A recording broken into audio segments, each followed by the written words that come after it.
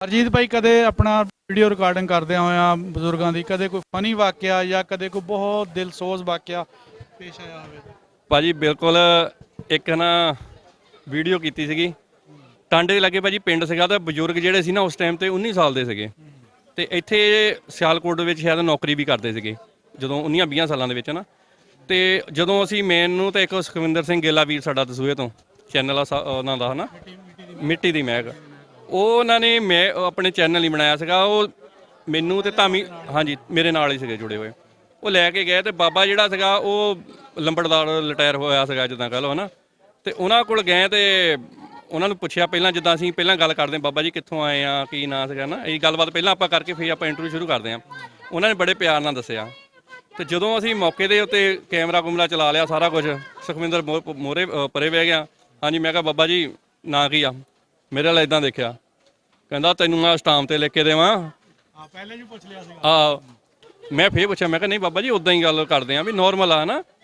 ਤੇ ਕਿਹੜਾ ਪਿੰਡ ਸੀਗਾ? ਕਹਿੰਦਾ ਤੂੰ ਮੈਨੂੰ ਲਈ ਵਕੀਲ ਬਣਦਾ, ਮੈਂ ਤਾਂ ਵਕੀਲ ਸਾਰੇ ਚਾਰੇ ਆ। ਭਾਜੀ ਮੈਂ ਇਦਾਂ ਹੀ ਚੱਕਿਆ ਆਪਣਾ ਸਮਾਨ ਲਾਇਆ, ਸੁਖਵਿੰਦਰ ਨੂੰ ਕਿਹਾ ਚੱਲ।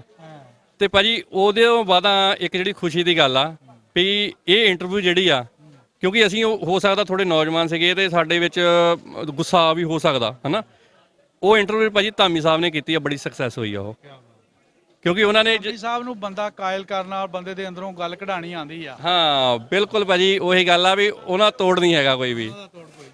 ਫਿਰ ਉਹਨਾਂ ਦਾ ਜਿਹੜਾ ਲਵੋ ਲਹਿਜਾ ਨਾ, ਉਹ ਬੰਦੇ ਨੂੰ ਗੁੱਸਾ ਆਇਆ ਹੋਵੇ ਉਹ ਵੀ ਮਿਟ ਜਾਂਦਾ ਆ ਭਾਜੀ ਬਿਲਕੁਲ। ਦੇਖੋ ਉਹਨਾਂ ਚੰਗਿਆਈ ਹੁਣ ਬਾਕੀ ਪਤਾ ਹੀ ਆ, ਉਹਨਾਂ ਦੇ ਕੋਈ ਕਹਿਣ ਦੀ ਲੋੜ ਨਹੀਂ। ਪਰ ਜਦੋਂ ਅਸੀਂ ਕੋਈ ਵੀ ਕਿਸੇ ਪਰਿਵਾਰ ਦੇ ਜਿਹੜੇ ਜੀਅ ਵਿਛੜੇ ਆ ਹਨਾ, ਕੋਈ ਕਤਲੋਗਾਰਤ ਹੋਈ ਆ, ਅਸੀਂ ਆਪਣੀ ਮੈਂ ਖੁਦ ਦੱਸਦਾ ਵੀ ਜਿਹੜਾ ਨਹੀਂ ਚਲੋ ਕਰਨਾ ਚਾਹੀਦਾ, ਅਸੀਂ ਬੜੇ ਵੱਡੇ ਅੱਖਰਾਂ 'ਚ ਉਹਦਾ ਥੰਬਨੇਲ ਬਣਾ ਕੇ ਲਿਖਦੇ ਹਾਂ।